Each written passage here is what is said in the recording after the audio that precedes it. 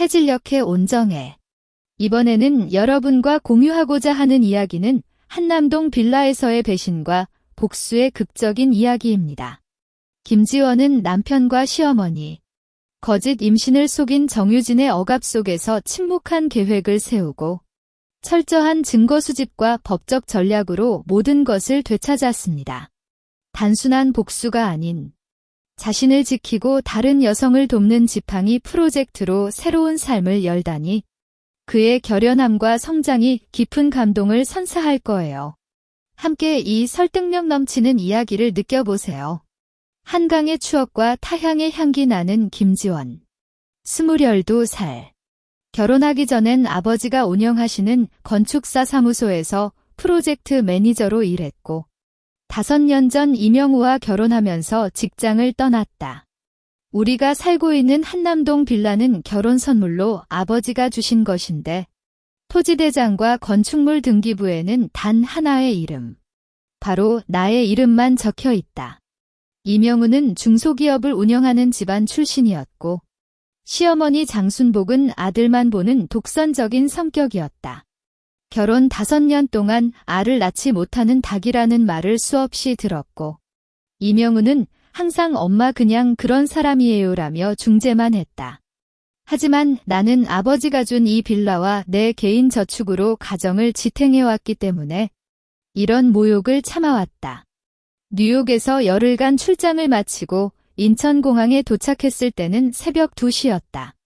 렌터카를 타고 한남동 빌라로 돌아오는 길. 한강의 불빛이 예전처럼 아름다웠지만 왠지 모를 불안감이 가슴을 조였다. 출장 중 이명우는 전화도 적게 걸었고 문자도 대답이 늦었다.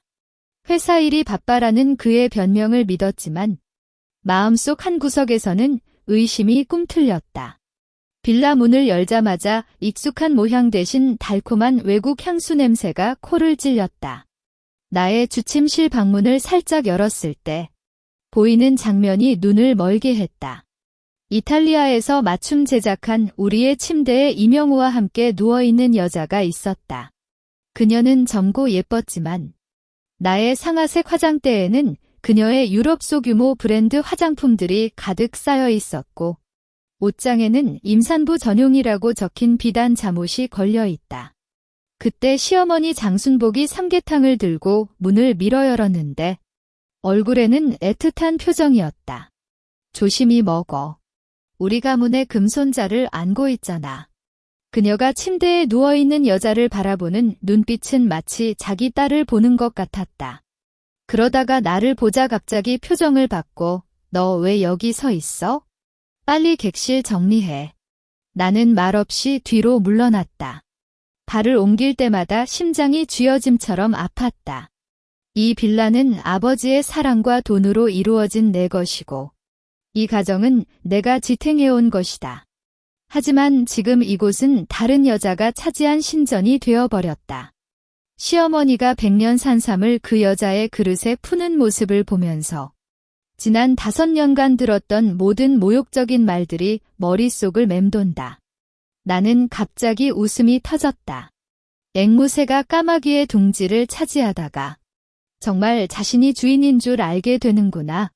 위장의 수능과 은밀한 증거 수집 알겠어요. 시어머니. 나는 표정 없이 대답하며 객실로 걸어갔다. 발걸음은 가볍지만 마음속은 이미 철저한 계획으로 가득 차 있었다. 객실을 정리하는 척하며 손은 몰래 핸드폰을 꺼내 개인 보안회사에 연결했다. 한남동 12번지 빌라. 최근 한 달간 주차장과 현관, 엘리베이터의 모든 감시 카메라 영상을 추출해. 그리고 출입 기록도 함께 가져와. 시어머니는 침실에서 이리 와봐. 이번에 샀다고 한 유산크림 좀 바르고라는 말을 계속해서 내뱉고 있었다. 나는 베드 프레임 뒤에서 미니 렌즈 카메라를 설치했는데 이는 아들 태어났을 때 안전을 위해 설치했던 것인데 지금은 가장 강력한 증거 수집 도구가 되었다. 침대 옆에 놓인 의료 기록 파일을 살짝 열어보니 정유진이라는 여자의 산부인과 검사 결과가 나와 있었다. 임신 12주. 그리고 이명우의 서명이 확인란에 적혀 있었다. 객실 정리 끝났어요. 시어머니.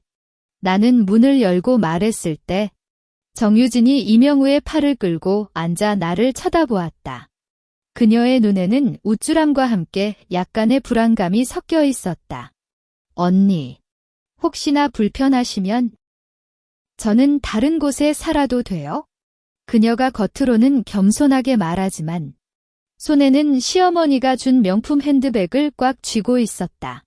괜찮아요. 나는 미소를 띄웠지만 눈에는 온통 차가웠다. 여긴 명우의 집이니까 너가 편안하게 지내면 돼. 이 말을 들은 시어머니는 기뻐하며 이래야 말이지라고 말했고 이명우는 나를 쳐다보며 지원아. 서운했지? 나중에 내가 원하는 걸 사줄게라고 속삭였다. 그의 거짓말에 나는 속으로 웃었다. 이제 그가 가진 모든 것은 곧 나의 것이 될 것이고 그가 잃을 것은 훨씬 더 많을 것이다. 오후에 변호사 강민주 씨를 만나기 위해 빌라를 나갔다. 강 변호사는 나와 아버지가 오래전부터 협력한 관계라 믿을 수 있었다. 토지대장과 건축물 등기부 본부를 다시 확인해 주세요. 그리고 결혼할 때 아버지가 빌라 구매를 위해 입금한 계좌 내역 모두 공증해 주세요. 나는 서류를 내밀었고 강 변호사는 빠르게 살펴보았다. 지원 씨, 이 빌라는 완전히 당신의 개인 재산이에요. 이명우 씨는 어떤 권리도 없어요. 그리고 이 CCTV 영상과 의료 기록, 이명우 씨의 배우자 외외도 증거로 충분해요. 그리고 이명우가 운영하는 회사에 저축한 우리의 공동계좌, 모든 거래 내역을 추적해주세요. 최근 한 달간 큰 금액이 나가거나 들어온 부분이 있다면 모두 표시해주세요. 나는 추가로 말했다. 강 변호사는 알겠어요. 내일까지 모든 것을 정리해서 보내드릴게요. 하지만 당신은 지금 당장 이빨을 드러내지 않을 건가요? 아니요. 나는 카페 창밖을 바라보았다. 한강의 물결이 차분하게 흘러가고 있었다. 지금은 너무 일러. 그들에게 편안함을 주고 더 많은 증거를 수집해야 해. 그리고 적절한 시기를 기다려야 해. 돌아가는 길에 나는 삼성물산의 지정 중개인에게 전화를 걸었다. 한남동 빌라를 매도하려고 해. 시세보다 15% 낮게 매도하지만 5날 안에 현금으로 거래해야 해. 그리고 매수자는 외국인이어야 해. 중개인은 깜짝이었다가 알겠어요. 김 씨. 최선을 다해 찾아보겠습니다.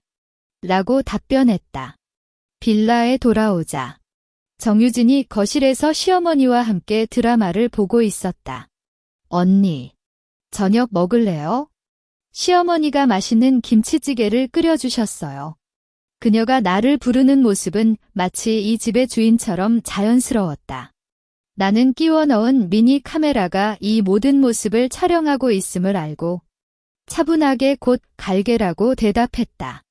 저녁 식탁에서 시어머니는 정유진에게 고기살을 끓여주며 이리 많이 먹어.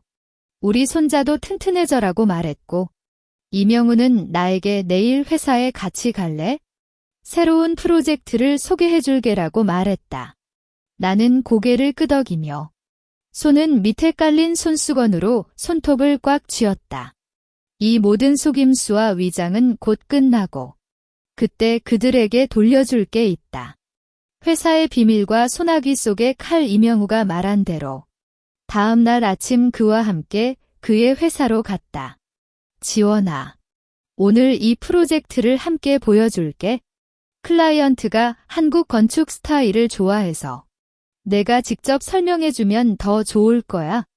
그가 겉으로는 부부 한마음이라는 모습을 보이지만 눈빛에는 불안함이 섞여 있었다. 아마도 정유진이 임신한 걸로 인해 나를 무시하기보다는 일단 안정시키려는 생각일 것이다. 회사는 강남구에 위치한 고급 오피스텔이었고 이명우의 사장실에는 나의 디자인이 적용된 인테리어가 보였다. 이 거실 공간. 내가 디자인했잖아. 클라이언트가 정말 칭찬했어. 그가 자랑스럽다는 표정을 짓지만 나는 그의 책상 서랍을 살펴보았다. 문서 손가락을 대고 살짝 열자. 거기에는 정유진에게 준 명품 시계 영수증과 함께 공동 계좌에서 5억 원을 빼낸 이체 기록이 있었다. 사장님, 김 대리가 보고 왔어요. 문 밖에서 여직원의 목소리가 들렸다. 이명우가 들어오라라고 말하자 김민주라는 이름의 여직원이 문을 열었다. 그녀는 이명우의 비서였고 결혼식 때도 왔던 사람이었다. 그녀의 눈을 보자 순간적으로 피해갔다. 나는 그녀가 이명우의 부정행위를 알고 있음을 느꼈다. 회의 중에 나는 화장실을 가는 핑계로 김민주를 찾았다.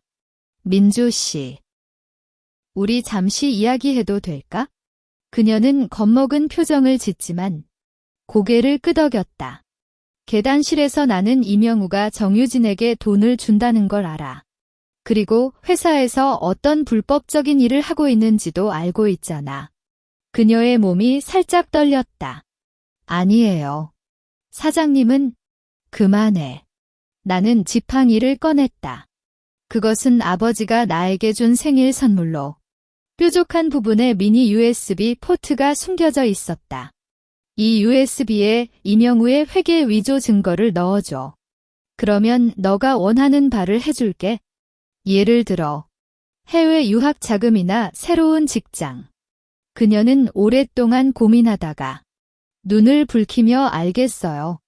하지만 제가 안전을 보장받을 수 있나요? 물론. 나는 개인 보안회사에 연락처를 줬다. 오늘 저녁 10시까지 USB를 강남역 커피숍에 두고 가. 누구도 너를 찾지 못할 거야. 그녀가 떠난 후 나는 회의실로 돌아갔다. 이명우는 어디 갔어? 오래 걸렸잖아라고 말했지만 나는 그냥 미소만 짓고 회의 내용에 집중했다.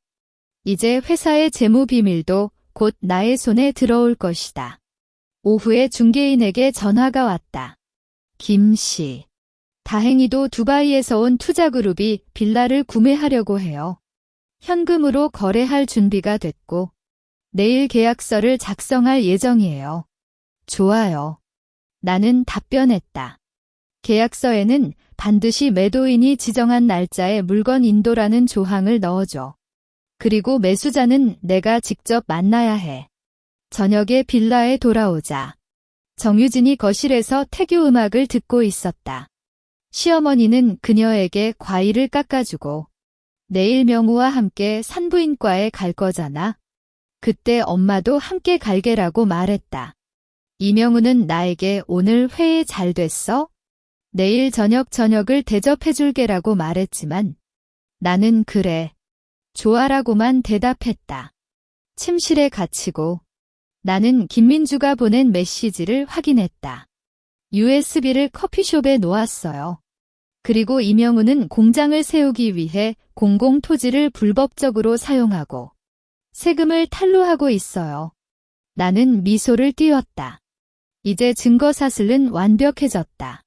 이명우와 시어머니, 그리고 정유진이 빌려 앉은 모든 것은 곧 사라질 것이다. 나는 아버지가 준 지팡이를 손에 쥐고 한강을 바라보았다. 이 지팡이는 예전에는 나를 보호해주는 상징이었지만 이제는 복수의 칼이 되었다. 내일은 계약을 체결하고 다음 단계로 넘어갈 시간이다. 계약서에 칼과 버려진 기념품. 아침 9시. 삼성물산 중개사무소 회의실에서 두바이 투자그룹의 대표인 알리 씨를 만났다. 그는 수염을 기른 외모의 검은색 수트를 입고 있었고 번역가를 통해 빌라의 위치와 인테리어가 정말 마음에 들어요.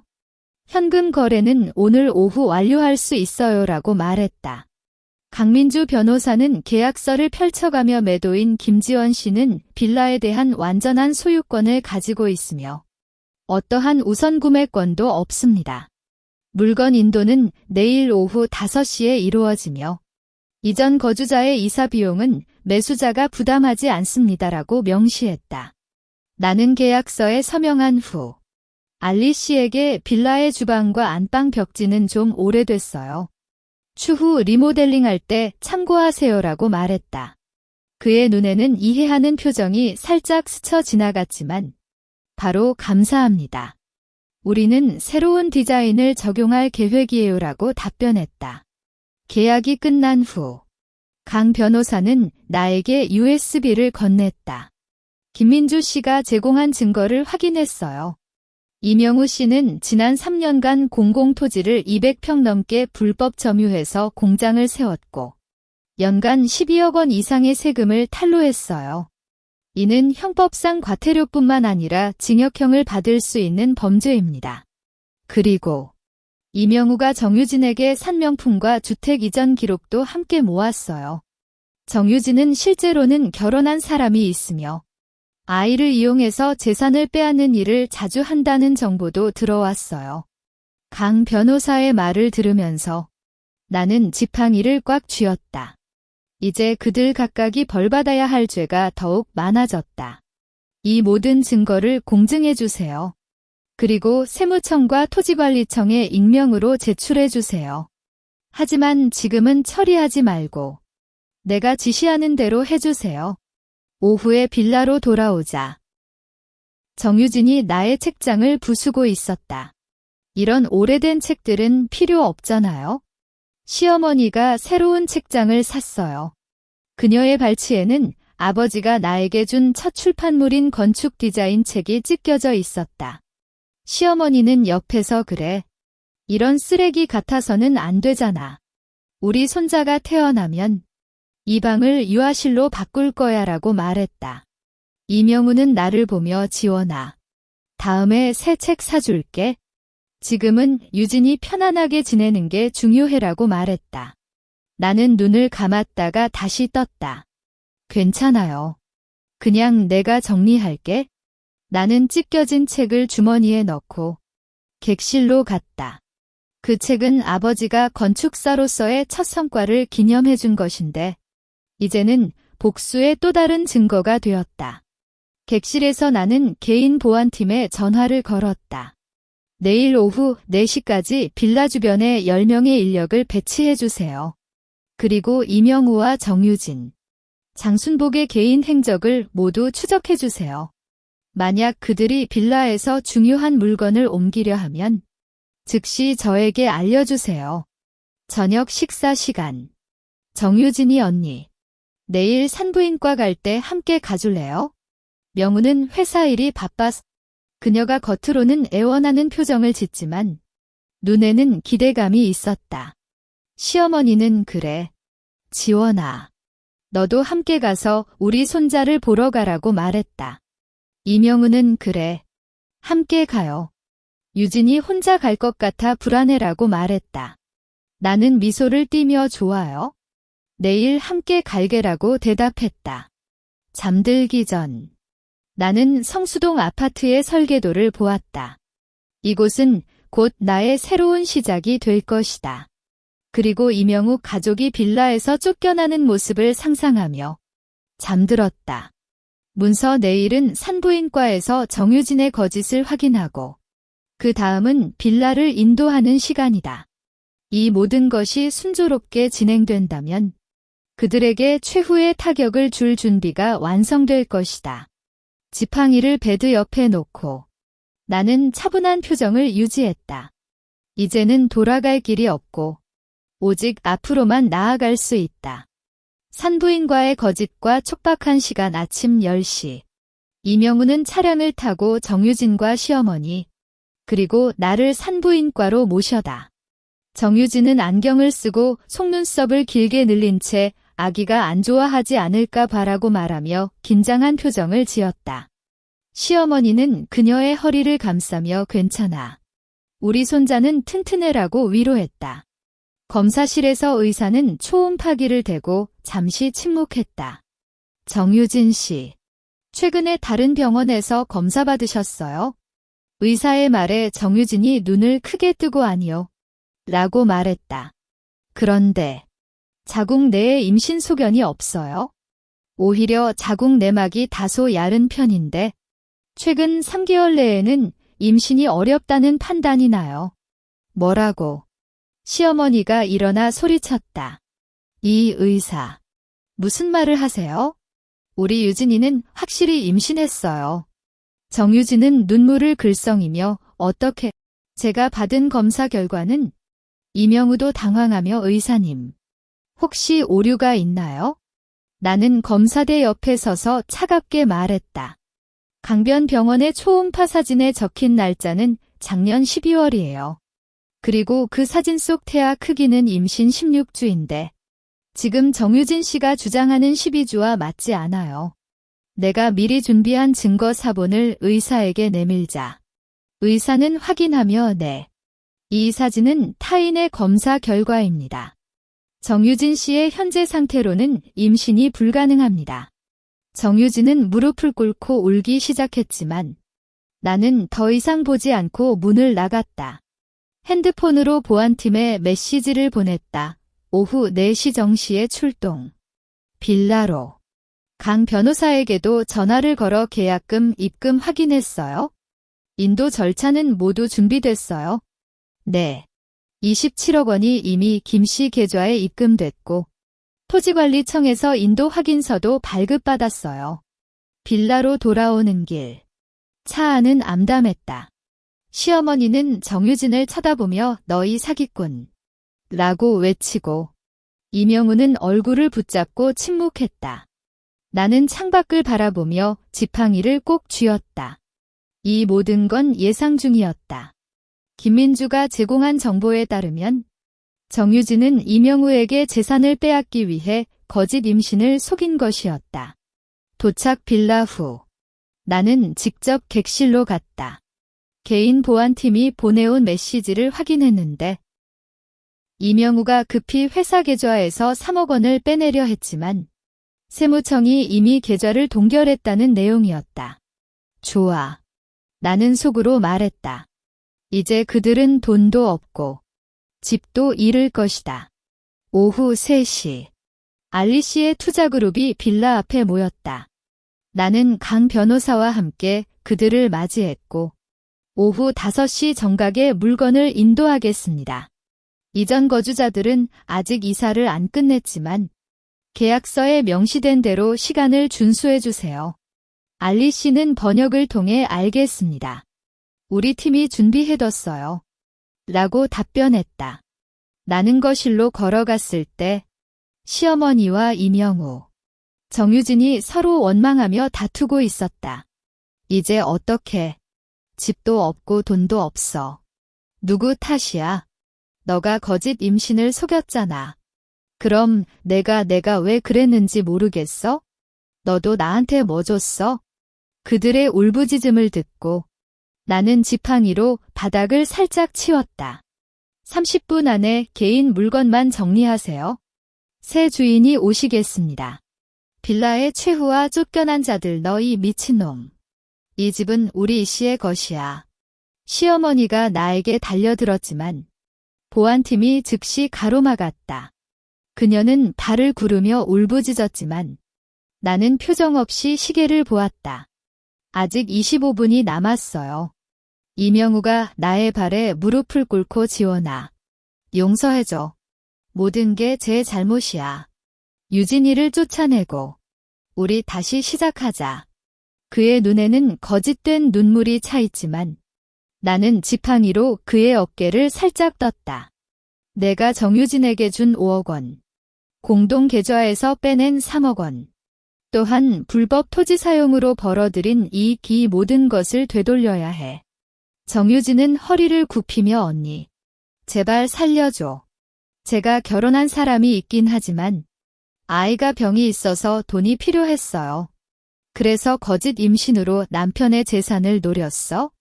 내가 내밀은 스마트폰 화면에는 그녀의 남편과 아이의 사진이 나와 있었다. 이 사람이 세무청에 너의 과태료 미납 내역을 신고했어요. 이제 너는 돈도 없고 가정도 잃었어. 30분이 지나자 보안팀이 시간이 됐습니다라고 말했다. 시어머니는 아끼는 은장식 상자를 안고 울고 이명우는 서류 가방을 들고 발을 떼지 못했고 정유진은 헝클어진 머리로 탈락한 명품 신발을 찾았다. 알리 씨의 팀이 들어오자 이명우가 이 빌라를 살 사람이 누구냐? 라고 소리쳤지만 알리 씨는 그냥 번역에게 리모델링 팀 불러오세요라고 말했다. 나는 빌라 문을 나설 때 아버지가 준 건축 디자인 책을 손에 쥐고 있었다. 찢겨진 페이지가 아직 남아있지만 이제는 아무 상관없다. 이 빌라에서 겪은 모든 굴욕과 속임수는 이제 끝났다. 보안팀이 그들을 빌라 밖으로 쫓아내는 모습을 뒤로 한 채 나는 렌터카에 탔다. 차가 한강을 지나가는 길. 핸드폰이 울렸다. 강 변호사의 메시지였다. 세무청이 이명우의 세금 탈루 사건을 수사 시작했어요. 토지관리청도 불법 점유 토지를 회수하기로 결정했어요. 나는 메시지를 읽고 삭제했다. 이제 첫 단계는 끝났고 다음은 그들이 벌받아야 할 처벌이 남았다. 차가 성수동 아파트에 도착했을 때 해가 서쪽 하늘에 질렸다. 아파트 관리인이 문을 열어주며 김씨, 뭐든 준비됐어요. 나는 지팡이를 들고 엘리베이터를 타고 올라갔다. 이곳은 나의 새로운 시작이자 복수의 다음 장면이 펼쳐질 곳이다. 엘리베이터 문이 열리자 한강 전망이 펼쳐졌다. 이번에는 누구도 이 광경을 빼앗을 수 없다.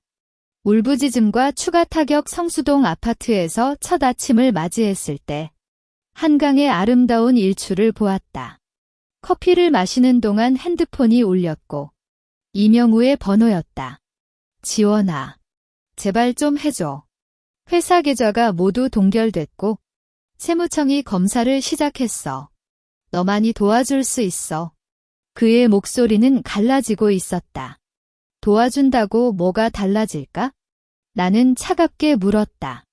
내가 저질렀던 일들은 내가 직접 책임져야 해. 그럼 유진이 어떻게? 그녀는 아이가 병이 있어서.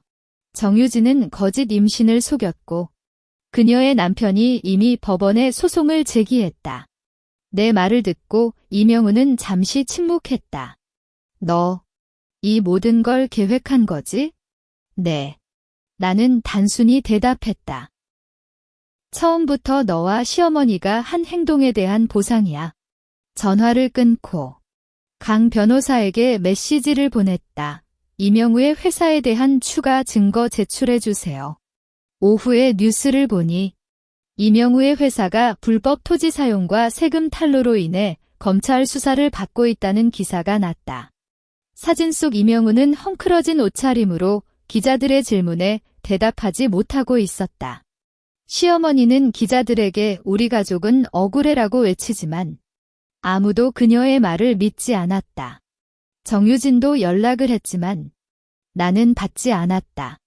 그녀는 문자를 보냈는데 제가 잘못했어요. 하지만 이명우도 나를 이용했어요. 그 사람이 나에게 돈을 주겠다고 속였어요. 나는 문자를 삭제했다. 이제 그들의 비극은 그들 스스로 만든 것이고 나는 더 이상 관심 없었다. 강 변호사로부터 추가 보고가 왔다. 이명우의 회사에 대한 파산 신청이 접수됐어요. 그리고 정유진의 남편이 이명우에게 배우자 외통역과 사기 혐의로 소송을 제기했어요. 좋아요. 나는 답변했다. 모든 법적 절차를 따라가 주세요. 저녁에 개인 보안팀이 보고해왔는데 이명우와 시어머니, 정유진이 구로구 반지하 집에서 서로 원망하며 다투고 있었다. 이제 우리는 어떻게? 모든 게 없어졌어. 시어머니의 울부짖음이 들렸다. 나는 이 소식을 듣고 미소를 띠었다. 이는 단지 시작일 뿐이다. 그들이 내게 줬던 고통보다 훨씬 더 큰 벌을 받을 것이다. 나는 아버지가 준 지팡이를 보며 생각했다. 이 지팡이는 나를 보호해주고 복수를 돕는 역할을 했다. 이제 다음 단계로 넘어갈 시간이다. 그들에게 마지막 타격을 주고 이 모든 것을 끝내야 한다. 구속과 쇠퇴의 날 아침 10시. 강 변호사의 전화가 왔다. 지원 씨. 이명우 구속영장이 발부됐어요. 검찰이 세금 탈루 불법 토지 점유 사기 혐의로 그를 입건했어요. 정유진은 그녀도 사기 혐의로 수사받고 있어요. 검찰이 그녀가 이명우에게 받은 5억 원을 갈취금으로 인정했어요. 나는 지팡이를 손에 쥐고 창밖을 보았다. 한강이 평온하게 흘러가고 멀리에서 경찰차가 빛을 번뜩였다. 보안팀이 실시간 영상을 보냈는데 이명우가 수갑을 끼고 경찰차에 탈리는 모습이었다. 시어머니는 길가에서 발을 구르며 울부짖었지만 아무도 돌아보지 않았다. 오후에 뉴스를 보니 이명우의 회사가 파산 선고를 받았다는 기사가 났다. 주식은 폭락했고 채권자들이 몰려왔다. 정유진은 자신의 집에서 경찰에 의해 불려갔으며 그녀의 남편은 아이를 이용한 사기꾼이라고 외쳤다. 나는 아버지의 사진을 꺼냈다. 아버지, 다 끝났어요. 지팡이를 사진에 대고 속으로 말했다. 이제 그들이 내게 준 모든 아픔은 갚았지만 이것이 끝이 아니다. 판결과 새로운 약속 법원 판결이 나온 날, 나는 강 변호사와 함께 법원 앞에 있었다.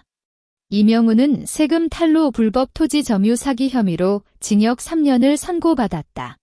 법정에서 그는 지원아, 용서해줘라고 울부짖었지만 나는 표정 하나 바꾸지 않았다. 정유진은 사기 혐의로 과태료 2억 원과 2년간 자유제한 처분을 받았고 그녀의 남편과는 이혼 소송에서 손해배상을 물어냈다. 시어머니는 이명우의 빚을 떠안고 빈털터리가 됐다. 법원을 나갈 때 그녀가 나를 쫓아와 너 이 악녀 라고 외쳤지만 보안팀이 그녀를 막아냈다. 나는 강 변호사에게 이명우의 남은 자산으로 채권자들에게 상환해주세요라고 말했다. 그리고 아버지의 사무소의 디자인 팀을 재구성해주세요. 앞으로는 여성 건축가를 지원하는 프로그램도 운영하겠어요. 강 변호사는 알겠어요. 김 씨. 그 프로그램 이름을 어떻게 할까요? 지팡이 프로젝트라고 말했다. 아버지가 준 지팡이를 보며 속으로 다짐했다. 나는 자신의 경험을 통해 더 많은 여성이 억압받지 않도록 돕겠다. 지팡이의 빛과 새로운 시작 지팡이 프로젝트가 시작된 지 6개월 후, 나는 성수동 아파트에서 프로젝트 보고서를 검토했다. 화면에는 여성 건축가 12명이 참여한 저렴주택 디자인 작품이 나열되어 있고 3명의 피폭녀를 위한 안전 주거 공간도 준비 중이었다. 강 변호사가 문을 열어 들어왔어요. 지원 씨, 오늘도 신청자가 줄지어 왔어요. 여러 여성들이 당신의 이야기를 듣고 힘을 얻었다고 해요. 나는 창밖을 바라보았다. 한강의 물결은 여전히 차분하지만 이제는 내 마음과 같았다.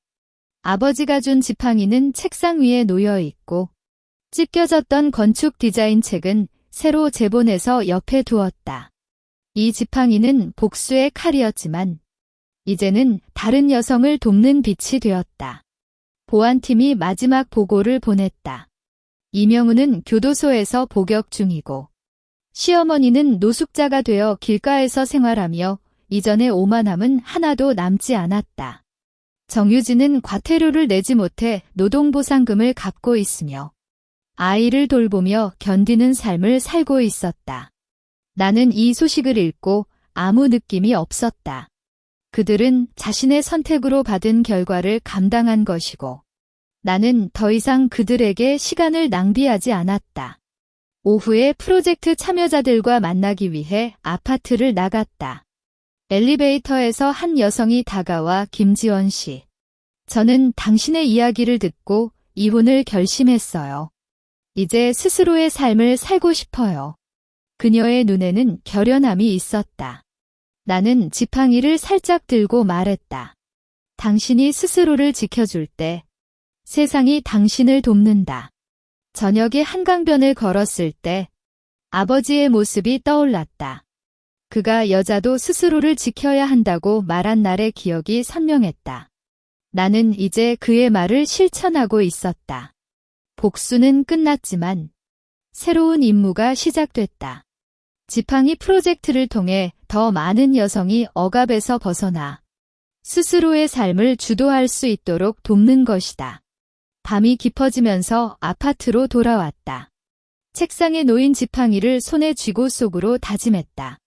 나는 한남동 빌라에서 겪은 굴욕을 잊지 않겠지만 그것을 무기로 삼아 더 나은 세상을 만드는 일에 매진하겠다. 이 지팡이가 비추는 빛 아래에서 모든 여성이 자신의 가치를 찾고 존엄을 지킬 수 있기를 바란다. 엘리베이터 문이 닫히면서 나는 미소를 띠었다. 이것이 바로 나의 새로운 시작이자 지팡이가 가져다준 진정한 승리였다.